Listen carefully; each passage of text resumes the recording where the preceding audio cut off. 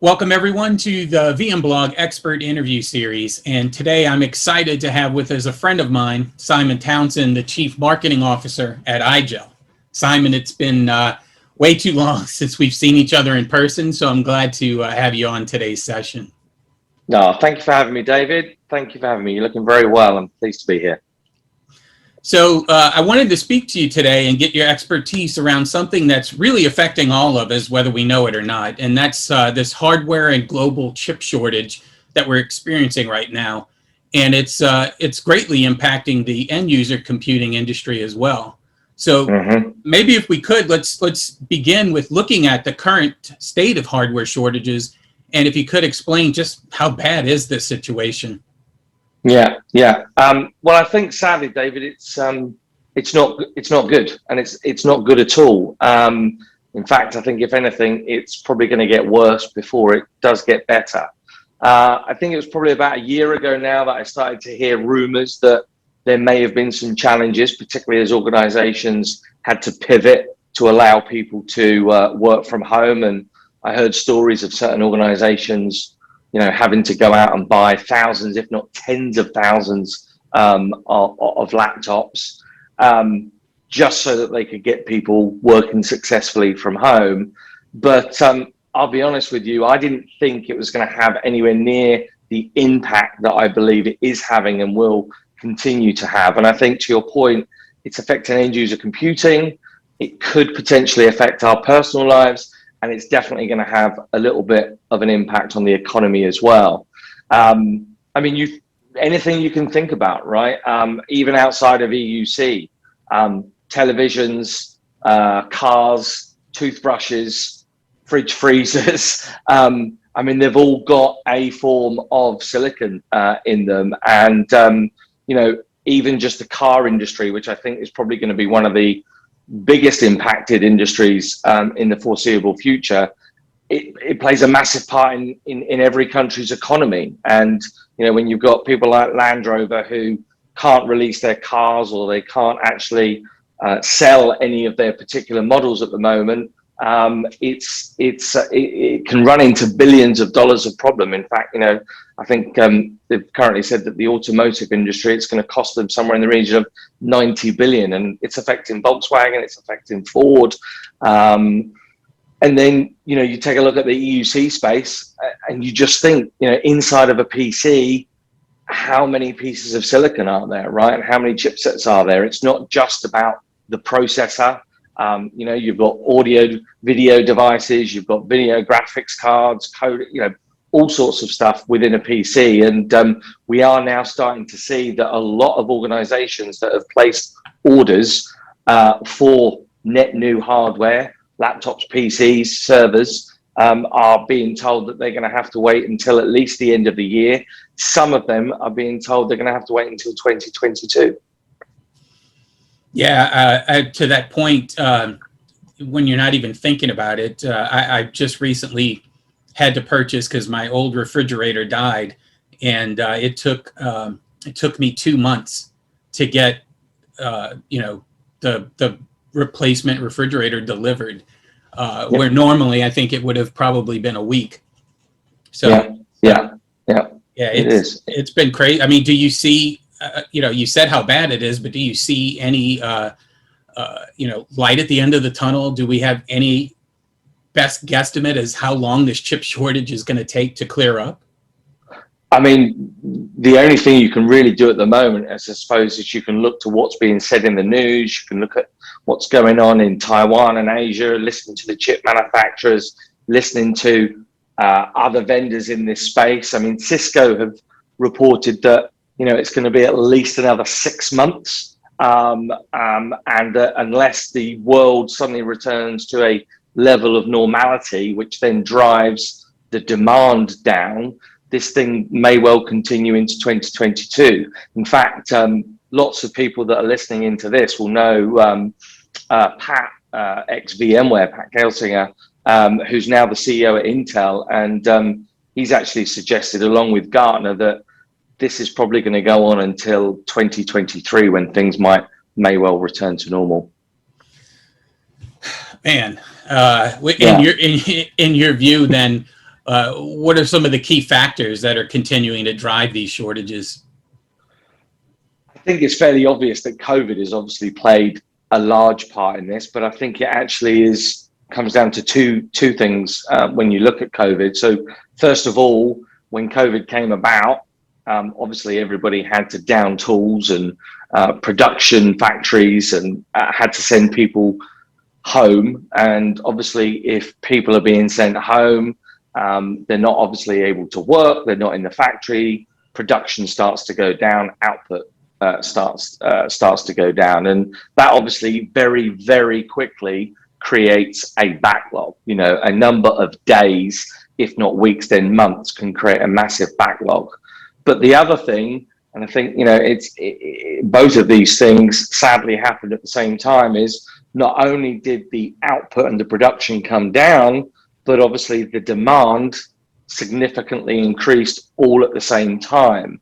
So, you know, I said before, organizations buying tens of thousands of laptops to enable people to work from home. You had school children all of a sudden that needed to do online learning. And again, there was a massive challenge in trying to get devices out to all of the children. You know, I take a look at the UK government alone, they had to invest something around 400 million pounds in trying to get, you know, 800,000 devices out to underprivileged children over here. I think if you look at in the US, I think at one point Dell, HP, and those other key manufacturers, they reported that there was a shortage of something like 5 million devices for school children alone. So, you know, from a COVID point of view, very simply, less output because some of the factories had to shut down at a time where demand went through the roof because everybody needed a form of device to actually continue to learn and to try and do their job. I think outside of COVID, though, politics probably, and sadly, has got something to do with it, right? There's various sanctions in certain parts of the world that have prevented certain suppliers bringing goods into the country. And then the other thing that's quite interesting is sort of like the crypto mining element of it. You know, the likes of, you know, Bitcoin and Ethereum, you know, you can actually see that the share price of those digital currencies has actually started to increase in line with the cost of graphics cards going up and the demand for them and the supply of them going down. So, you know, who knows? Everybody's obviously still trying to make money one way or another. And that increased demand obviously has an impact on chip shortages. And you sort of talked about it, that, you know, companies are buying up or ahead of time, right? Trying to buy more PCs and laptops. What thinking about that, because there are a lot of companies that are already in the middle of planning their hardware refreshes. What should they be doing right now, given the current situation? Well, the easy answer to that is obviously make a decision pretty quick, and also probably expect to pay slightly more for the hardware that you're after. I mean, it may well be that you have to go for a higher spec device. It may end up costing you more money to try and get those pieces of hardware in sooner. But obviously, me and you have lived in this end user computing space for some time. So I think it's probably quite obvious that one of the recommendations that I would be telling people is to really ask themselves, why are they buying a new piece of hardware? Why do they need to do a hardware refresh? Because for many organizations, the reason they're buying a new piece of hardware is because an older piece of hardware doesn't or no longer supports Windows or doesn't give the performance perhaps that those users need. And there is an alternative to that, and that alternative is obviously VDI stroke desktop as a service, which historically has probably made up only 12% of the overall desktop market, but it's actually growing at a fairly steady rate. It's probably more like 15% now, and you know, Gartner have already seen tremendous growth in the desktop as a service market, and I think that will continue. So, you know, my recommendation would be to ask yourself, why are you looking to acquire net new hardware, particularly if it is laptops and PCs, and ask yourself the question, is there another way of doing that? And if you've not looked at VDI, virtual desktop infrastructure, or desktop as a service in the past, then perhaps that is another way in which you can overcome, how do I deploy a digital workspace down to my employees in the most secure way? And, you know, and without wanting to put too much of an IGEL plug in there, you know, that is one of the things that we do, right? We take existing hardware that may well have been running for the last 2 to 3 years, and we give it a new lease of life by putting our operating system on it.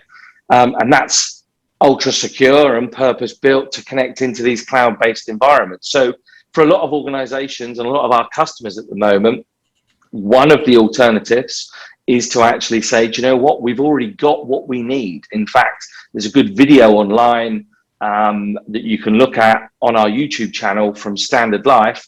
They had 4,500 desktop PCs sat in their offices, Dell Latitude type of devices, desktop PCs, laptops. They were all sat there doing nothing, running Windows. And they very simply, they took the IGEL operating system, they put it into their deployment technology. They deployed IGEL OS out onto all of those devices. They all rebooted, they all came back up with IGEL on them. And that immediately gave them improved performance, improved security, and allowed them to actually repurpose and extend the life of those hardware units, and allowed people to work from home to access, in their case, their Citrix environment. So, you know, there are other ways in which you can, you know, get around or have an alternative to buy net new hardware. And I think, you know, I'll finish by saying that this problem has been around for the last 25 years. It's almost been this, or at least historically, it was the Intel Microsoft treadmill, right? It was like, here comes a new version of Windows, and now I need to go out and buy net new hardware. And, you know, I question whether that's the right thing for organizations to do. And I question whether it's the right thing for our planet as well, to be perfectly honest. I definitely love the IGEL story of, you know, providing a new lease on life to some of that older hardware. It definitely, you know, lessens the need for people to do that recycling every few years of buying, you know, a new piece of hardware. And you talked about Windows affecting that hardware planning, that refresh as well. And we all know that just announced this last week, it was Windows 11 is now coming out to replace the Windows 10, which was supposed to be the last Windows that we'd ever need. What impact do you think that announcement of Windows 11 could have on the shortage? Yeah, I think it's early days, is what we'll say. There's a lot we don't know about Windows 11. What we do know is that Windows 11 will be an upgrade, and you can, in fact, do you can update to Windows 11 through the Windows Update service by the looks of things. But we've already seen that they are publishing compatibility tests tools, and there's already been some news around the fact that potentially, because security is so important to Windows 10, that any device that's running Windows 11 may well need this TPM2 chip installed on it. Now, if that is the case, that's a good news from a security point of view, but obviously it does make a large number of devices that might be out there redundant and therefore not able to upgrade to 11 to the latest version.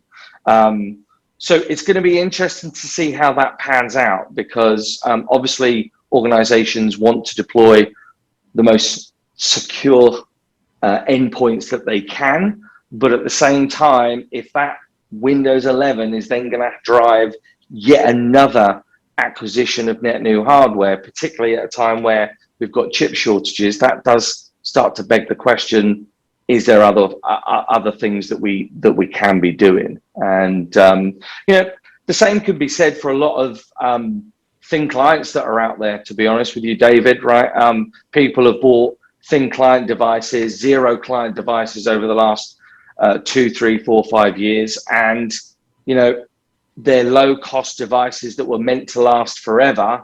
The hardware hasn't given up, but the software that's installed on them has. And you know, the cloud is moving at such a rate now, and you've got Citrix, VMware, Microsoft, Amazon releasing new versions of their cloud VDI type of environments. Sadly, the software that's installed on some of those pieces of hardware is no longer able to keep up. And again, we find ourselves in a situation where, oh, I want to move 10,000 users to the Citrix cloud, and I can't because I've got 10,000 old thin clients from vendor XYZ that doesn't support unified communications or doesn't support the latest version of the Citrix Workspace app.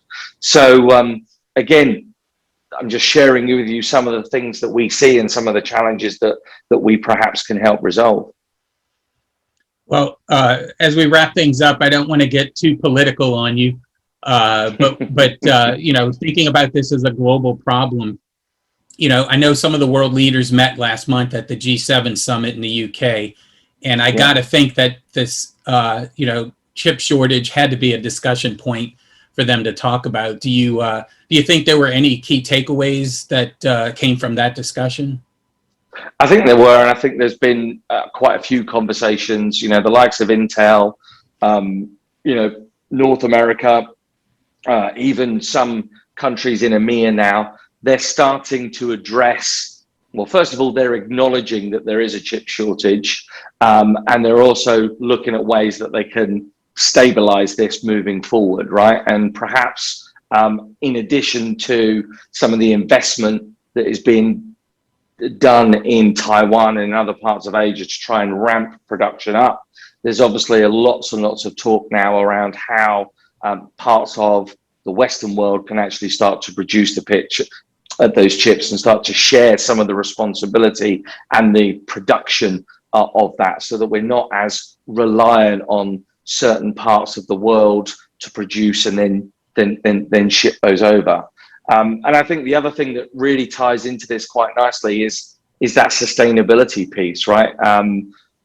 Particularly at the G7 summit, but I think what we're going to start to see now is that countries and leaders are going to start to turn to businesses and actually ask them, you know, what are we doing to ensure that we are reducing our carbon footprint? And so sustainability comes up a lot.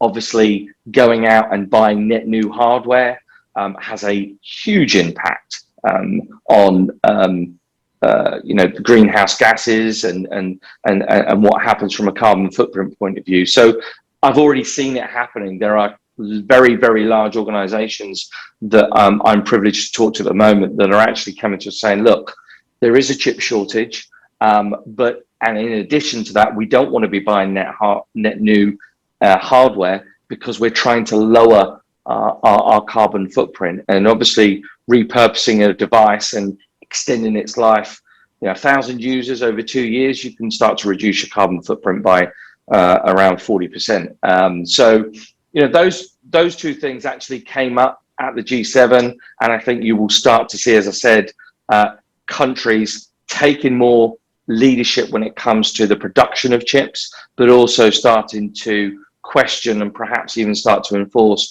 what people do around making the world a slightly greener place to live. Well, you know, Simon, I appreciate it. It was good to see you since it's been so long, but I really do appreciate you taking time out to speak with VMblog viewers. And this is an important topic, again, whether people know it or not, especially in the technology field where we live. This is going to affect all of us. So thanks for sharing your knowledge on this topic. And again, I will invite people to definitely, even though this wasn't supposed to be about that, I want to make sure people do check out IGEL and see what you guys are offering, because you know, with us living in this EUC world as long as we have, you know, what you guys are producing will definitely help solve many of these challenges for folks who are looking to do any kind of a hardware refresh right now. Yeah, well, I appreciate that shout out, David, and I look forward to seeing you in person, face to face, very soon. And obviously, thanks to everybody that's been watching this. All right, thanks again. Appreciate it. Thanks, David.